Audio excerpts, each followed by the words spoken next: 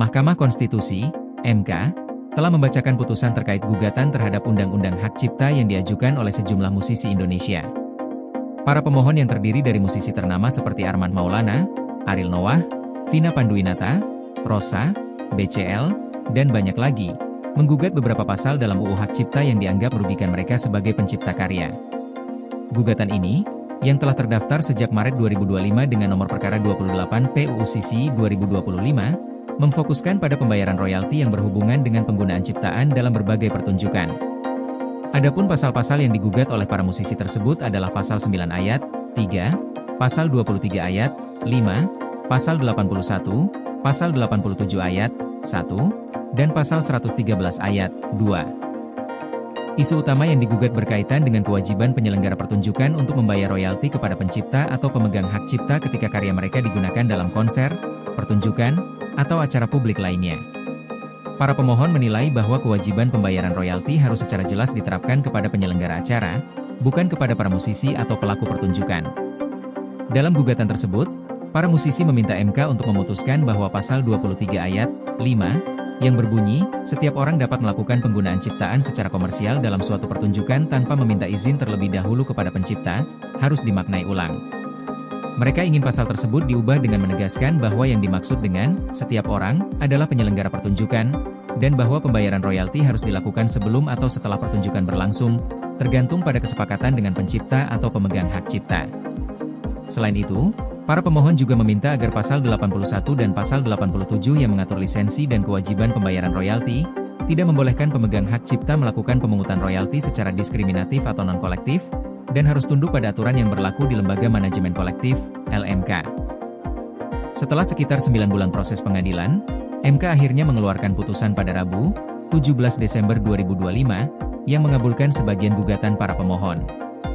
MK menyatakan bahwa pasal yang mengatur siapa yang wajib membayar royalti harus dimaknai lebih jelas, dengan menyebutkan bahwa yang bertanggung jawab atas pembayaran royalti adalah penyelenggara pertunjukan, bukan pihak lain yang terlibat dalam pertunjukan. Hal ini untuk menghindari ketidakpastian hukum, karena sebelumnya frasa, setiap orang, dalam pasal 23 ayat 5, dapat menimbulkan interpretasi yang membingungkan, siapa sebenarnya yang harus membayar royalti. MK juga menekankan bahwa pembayaran royalti kepada pencipta atau pemegang hak cipta harus melalui Lembaga Manajemen Kolektif, LMK, kecuali ada kesepakatan lain antara pihak penyelenggara dan pencipta mengenai pembayaran royalti secara langsung. Salah satu hal penting yang diatur dalam putusan ini adalah bahwa pihak yang memiliki kendali atas keuntungan dari pertunjukan, yang salah satunya ditentukan oleh jumlah tiket yang terjual, adalah penyelenggara acara, sehingga merekalah yang seharusnya bertanggung jawab atas pembayaran royalti. Putusan MK juga memberikan pencerahan mengenai penerapan sanksi pidana dalam pelanggaran hak cipta. MK menegaskan bahwa sanksi pidana harus menjadi upaya terakhir, ultimum remedium, yang berarti bahwa sebelum penerapan hukuman pidana, upaya administratif dan restoratif justice harus lebih diutamakan. Hal ini untuk mencegah terjadinya rasa takut di kalangan seniman, musisi, dan pelaku pertunjukan yang dapat menghambat kreativitas mereka dalam berkarya dan tampil di ruang publik. MK juga memberikan penegasan mengenai masalah royalti yang wajar. Dalam putusan ini, MK menegaskan bahwa frasa, imbalan yang wajar, dalam pasal 87 ayat 1, harus dimaknai sebagai royalti yang ditentukan berdasarkan mekanisme dan tarif yang ditetapkan dalam peraturan perundang-undangan yang berlaku, bukan secara sepihak oleh pihak tertentu. Hal ini penting agar besaran royalti yang diterima oleh pencipta karya tetap adil dan sesuai dengan standar yang berlaku di industri musik.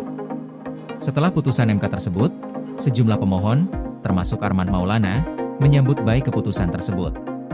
Armand mengungkapkan rasa syukurnya karena putusan MK ini memberikan kepastian hukum yang mengakhiri kisruh terkait royalti di kalangan musisi Indonesia. Menurutnya, keputusan ini menyatakan dengan jelas bahwa yang harus membayar royalti adalah penyelenggara pertunjukan, bukan musisi atau pelaku pertunjukan. Armand juga mengapresiasi penegasan MK terkait penerapan sanksi pidana yang hanya dapat diterapkan setelah upaya restoratif justice dilakukan terlebih dahulu. Dengan putusan MK ini, diharapkan akan tercipta keseimbangan yang lebih adil antara hak ekonomi pencipta karya dan kepentingan para penyelenggara pertunjukan.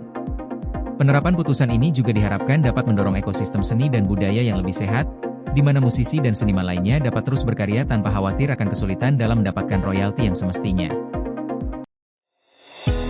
Koordinasi PLN dengan TNGL jelang Hari Kesaktian Pancasila, listrik terbangun, alam tetap lestari.